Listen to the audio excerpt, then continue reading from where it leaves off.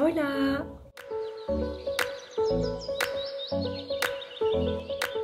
J'espère que vous allez bien. On se retrouve aujourd'hui pour cette nouvelle vidéo pour parler un petit peu plus de moi. Parce que là pour le moment je vous parle de mon expérience, de mon université et tout ça. Mais je me dis que voilà, pour cette nouvelle vidéo, vous parler un peu plus de moi pour apprendre un petit peu plus à me connaître. J'en ai sélectionné 10. Il y a de tout. Il y a du très général au un petit peu plus personnel, mais pas non plus trop personnel. Voilà, faut pas abuser non plus. Mais voilà, donc on commence tout de suite. Premièrement, on va commencer par le très général. Numéro 1, je mesure 1m64 et j'ai les yeux verts. Alors parfois ils sont un peu plus jaunes. Et quand il fait sombre, on les voit verts très très foncés, voire limite marron. Mais de manière générale, ils sont quand même verts. Et je fais 1m64 et beaucoup de personnes pensent que je suis plus grande que ma taille. Exemple tout bête, mais l'année dernière, j'ai demandé à une copine d'aller m'acheter des collants pendant qu'elle allait faire du shopping. Je lui ai dit que je prenais la taille 1 parce que je mesure 1m64. Et comme elle était persuadée que je mesurerais plus d'1m64, elle m'a pris une taille 2. Voilà, c'est une anecdote un peu nulle. Mais voilà, je mesure 1m64, ça c'est la moyenne. Fait numéro 2, je suis gauchère. Voilà, c'est pas quelque chose qui se voit en vidéo, c'est pas quelque chose d'extrêmement important. Mais c'est vrai que des fois, être gauchère, ça peut être un peu pénible. Je prends un exemple tout bête et c'est là que j'ai réalisé encore plus que j'étais gauchère. C'est que dans mon université, il y a les tables à l'américaine. Alors je dis table à l'américaine, mais du coup, c'est pas que à l'américaine puisqu'il y a ça ici aussi. Mais vous savez, les tables individuelles avec la petite tablette sur le côté. Alors déjà, je pense que gaucher ou droitier, cette petite table ne sert à rien puisqu'elle est toute petite. Mais elle est à droite. Donc c'est insupportable pour moi, personnellement je trouve ça très stressant d'avoir cette petite tablette à droite. Donc ce que je fais, c'est que je prends mes cours sur l'ordinateur et je les recopie le soir sur ce petit cahier. Parce que je ne peux pas écrire à la main sur ce genre de tablette. C'est vraiment beaucoup trop petit et c'est à droite. Donc voilà, c'est pas possible pour moi. Fait numéro 3, je suis complètement amoureuse de l'Angleterre. Voilà, faut savoir que toute ma vie c'est Londres, j'adore Londres. J'ai fait également Brighton en Angleterre.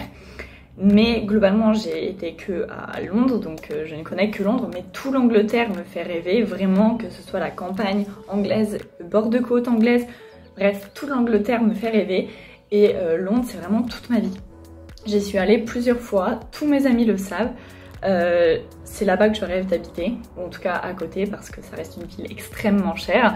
Mais voilà, l'ambiance qu'il y a là-bas, j'adore, la mentalité des gens, leur ouverture d'esprit, leur non-jugement au niveau des tenues vestimentaires, au niveau de ce que tu penses. Je les trouve super, les Anglais, I love you. Fait numéro 4, qui peut être un fait surprenant, je déteste les gens qui éternuent. Voilà, je sais que c'est nul, hein. Mais je déteste ça et je sais qu'on fait pas exprès, donc c'est pour ça que je me plains pas quand une personne éternue plusieurs fois. Évidemment si t'éternues une fois je m'en fiche, mais 2, 3, parfois il y a des gens qui éternuent 4 fois d'affilée. Je déteste ça, vraiment je déteste, ça m'insupporte. Je sais pas pourquoi, le bruit, la sensation, en fait je m'imagine après les microbes dans l'air et tout, surtout depuis le Covid. Et c'est assez pénible parce que du coup quand tu vis avec des gens comme moi actuellement en colocation, et bah voilà, s'il y a des gens qui éternuent autour de moi aux alentours de l'hiver, là ça va pas tarder, bah ça va m'insupporter, vraiment. Et voilà, je sais que c'est un fait très bizarre, personne n'est comme ça à part moi je pense, mais voilà, c'est dit, je déteste ça. Fait numéro 5, mes films préférés, donc ça c'est beaucoup plus général. J'ai pas un seul film préféré, hein. Je pense que c'est comme tout le monde, ça dépend de mes humeurs. Il y en a un par contre qui sera toujours dans mon top 3, c'est Titanic. Voilà, c'est très cliché. Mais je trouve ce film incroyable, que ce soit dans la réalisation, dans les jeux d'acteurs, incroyable. Et évidemment, DiCaprio, voilà, on va pas se mentir que dans ce film-là, il est incroyablement beau. Et avec Kate Winslet, ils sont incroyables tous les deux. Ça fait beaucoup de fois le mot incroyable, je sais. Ensuite, c'est Shutter Island, encore une fois avec DiCaprio. C'est un film, je vous le conseille à 100%. Il est un peu glauque en fait, donc âme sensible s'abstenir. Mais il est vraiment génial. L'intrigue, le suspense, encore une fois la réalisation, les acteurs, tout est fait pour vous mettre dans une ambiance assez particulière. Et voilà, ça fait partie de mes films préférés. Et également Top Gun. surtout le premier. Alors j'ai beaucoup aimé également le deuxième, comme dans beaucoup de sagas de films comme ça, c'est souvent le premier le plus réussi. En fait je pensais pas aimer ce genre de film. Quand on m'a dit qu'il y avait des avions et tout ça, moi c'est pas trop mon délire, mais en fait quand j'ai vu le 1, j'ai été scotchée. Vraiment, il est vraiment top. Je vous le conseille également si vous n'avez pas vu Top Gun 1 ni le 2. Vous pouvez voir le 2 sans avoir vu le 1, mais je vous conseille quand même de voir le 1 avant. Ensuite on continue sur mes préférés.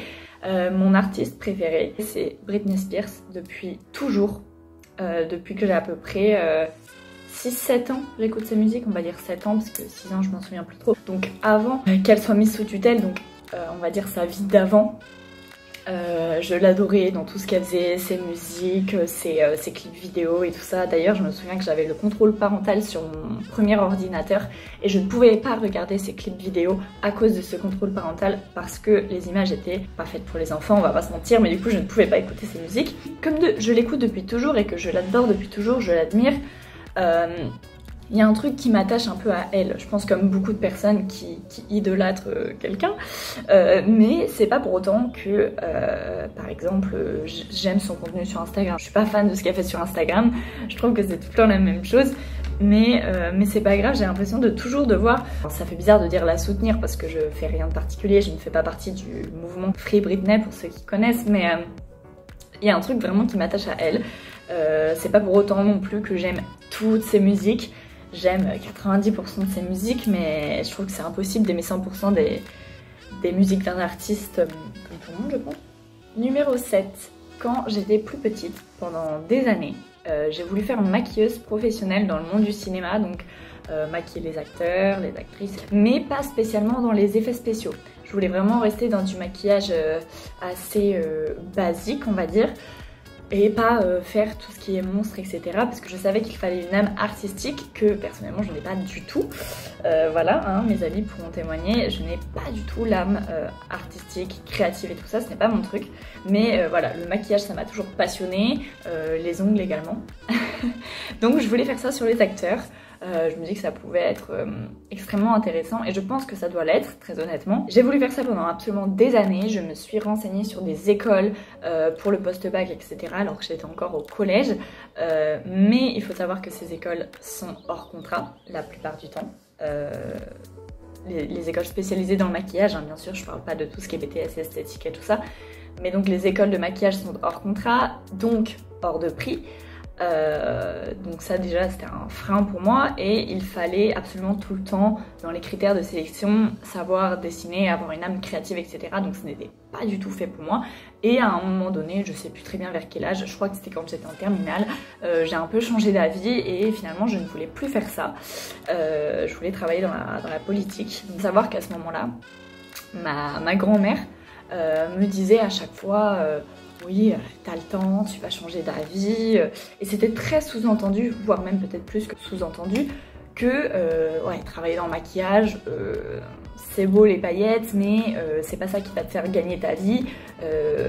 Voilà, un petit peu un sous-métier quoi.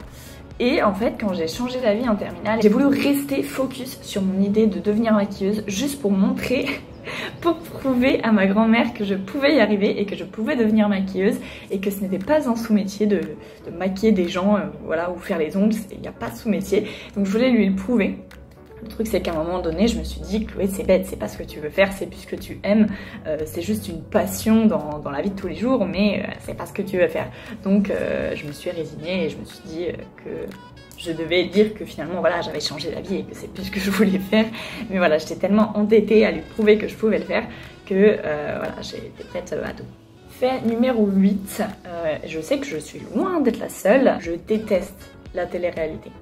Quand j'étais petite, je regardais, quand j'avais 10-11 ans, mais c'était les premières télé-réalités comme on les connaît aujourd'hui, avec des gens enfermés dans une villa qui passent leur temps à s'embrouiller pour des cracottes. Donc voilà, c'était vraiment le prémisse juste après Love Story. Et donc je regardais beaucoup, je suivais ça. Et arrivé au début collège, j'ai arrêté en fait, donc j'ai regardé que 1 ou 2 ans les télé-réalités. Je ne juge absolument pas les gens qui regardent, absolument, vous faites ce que vous voulez, mais vraiment je trouve ça étrange de mettre des gens dans une villa et c'est tout en fait, c'est tout.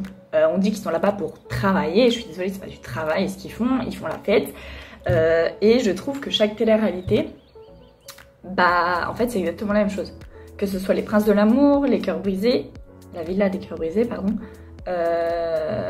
Alors je sais qu'il n'y a plus, mais les Ch'tis, les Marseillais VS le reste du monde, tout ça c'est la même chose en fait. Donc je ne vois pas l'intérêt, pour moi personnellement, de regarder ça. Je sais qu'il y en a d'autres, des télé-réalités, Pékin Express, Koh Lanta, tout ça, je trouve ça sympa et je trouve qu'il y a un objectif, il y a quelque chose derrière. Et même si je regarde pas spécialement, j'aime bien regarder par exemple Pékin Express, mais il y a un objectif derrière, il y a un suspense un peu que je trouve sympa. Mais vraiment les télé-réalités avec des gens enfermés dans une villa, je me dis mais what the fuck, enfin, ça... Je trouve que ça n'a pas d'intérêt. Encore une fois, je ne juge pas si vous regardez ça. Chacun est libre de regarder ce qu'il veut. Mais je trouve que ça n'apporte absolument rien. Voilà, c'est mon avis. Ce fait numéro 8, ça fait un petit peu de daronne. Fait numéro 9, je l'ai mis en numéro 9, même si je trouve que c'est le plus personnel. Mais je voulais terminer sur une note un petit peu plus positive. Mais je suis sujette aux crises de panique. Alors pas beaucoup, hein, j'en ai pas fait beaucoup, mais j'en ai déjà faites, pardon. Et d'ailleurs, si vous avez des conseils sur d'éventuels médicaments, est-ce que je dois prendre la ventoline ou etc., je ne sais pas du tout. Un médecin m'avait dit que je faisais des crises de spasmophilie. Honnêtement, je vois pas la différence avec des crises de panique. J'en ai encore fait une il y a 2 jours et c'est très problématique. Vraiment, je commence à m'y habituer et à savoir quoi faire. Mais il y a 2 jours, c'était la première fois que j'en faisais une à l'étranger, forcément. Donc j'étais avec mes copines à devoir parler anglais, j'essayais d'appeler des gens et de parler français, mais j'arrivais à peine à parler forcément puisque j'arrivais plus à respirer. Et en fait ce qui était impressionnant, c'est que comme ces copines-là n'étaient pas habituées et ne savaient pas que je faisais des crises de panique, que ce n'était pas la première fois, en fait elles me disaient en anglais mais oh my god, what is happening, what's wrong with you, quelque chose comme ça. Et en fait, c'est ça qui me faisait encore plus paniquer parce que j'avais l'impression que elles étaient paniquées aussi. D'ailleurs, c'était pas qu'une impression, elles étaient paniquées aussi. Et donc du coup, moi, ça me rendrait encore plus anxieuse. Et en sortant de la boîte de nuit dans laquelle j'étais, je tiens à préciser que ce n'était pas à cause de l'alcool. L'alcool est dangereux pour la santé d'ailleurs, je le précise. C'était pas à cause de l'alcool que j'ai fait une crise de panique. Et donc en sortant, il y avait les policiers qui étaient là. Alors eux, ils sont tout le temps là, mais donc du coup, ils m'ont vu, ils sont venus vers moi, ils ont appelé une ambulance. Et en fait, c'est ça aussi qui m'a fait paniquer, c'est un peu tout ça, c'est le fait que tout le monde soit autour de moi en mode oh my god, qu'est-ce qui se passe, qu'est-ce qui t'arrive, et qu'en plus il y a les policiers et qu'en plus ils appellent une ambulance. Voilà, donc je sais ce que c'est, si vous faites vous aussi des crises de panique, c'est vraiment pas drôle, mais voilà, c'était l'anecdote un petit peu plus personnelle de cette vidéo. Et dernier fait sur moi, qui peut être encore une fois surprenant parce que ça ne sert pas forcément à grand chose, mais j'adorerais savoir chanter. Vraiment, j'ai plein de rêves dans la vie, comme tout le monde je pense, mais savoir chanter, je sais pas pourquoi, j'adorerais. Je chante très très mal, je sais que mes colocs essayent de me rassurer en disant mais non, je pense que tu chantes pas si mal que ça. Si, je chante super mal, c'est une horreur même pour mes propres oreilles. Pour vous dire, une fois je me suis enregistrée parce que voilà, j'avais entendu dire que pour entendre sa vraie voix, qui n'est pas celle que j'entends moi, eh bien il faut s'enregistrer et ensuite s'écouter, et c'est là qu'on voit notre vraie voix. Comme dans mes vidéos, par exemple, quand je monte une vidéo, c'est pas la même voix que j'entends quand moi je parle, enfin c'est logique quoi, vous me comprenez. Donc du coup une fois je l'ai fait, je me suis enregistrée en train de chanter une musique que j'adore, de Connor Mayad, je crois que c'est comme ça, je l'adore. Il fait des vidéos sur TikTok, même si je n'ai pas TikTok, je suis ses reels sur YouTube et c'est génial. Et donc je me suis enregistrée, je me suis écoutée, et quand je me suis écoutée, franchement je me suis fait pitié parce que c'était une horreur. Franchement, j'ai déjà entendu des personnes qui chantaient très très mal, puisque j'étais adepte de la Nouvelle Star avec les castings et tout ça, avec des gens qui chantent mal, enfin bref. Mais alors ma voix, j'aurais pu passer dans les... comment ils appelaient ça déjà dans la Nouvelle Star? Je sais plus. Mais vous savez, la compile des gens qui chantent super mal et qui auditionnent malgré tout, j'aurais pu faire ça. Clairement, tellement je chante mal. Donc voilà. C'était un petit dernier fait, voilà, comme ça, vous en faites ce que vous voulez, je vous les donne. Sur ce, je pense que je vais vous laisser, ça va être la fin de cette vidéo. J'espère que ça vous aura plu, que ça vous aura fait découvrir un petit peu plus de choses sur moi. Je vous laisse, je vous fais des bisous et je vous dis qu'à bientôt.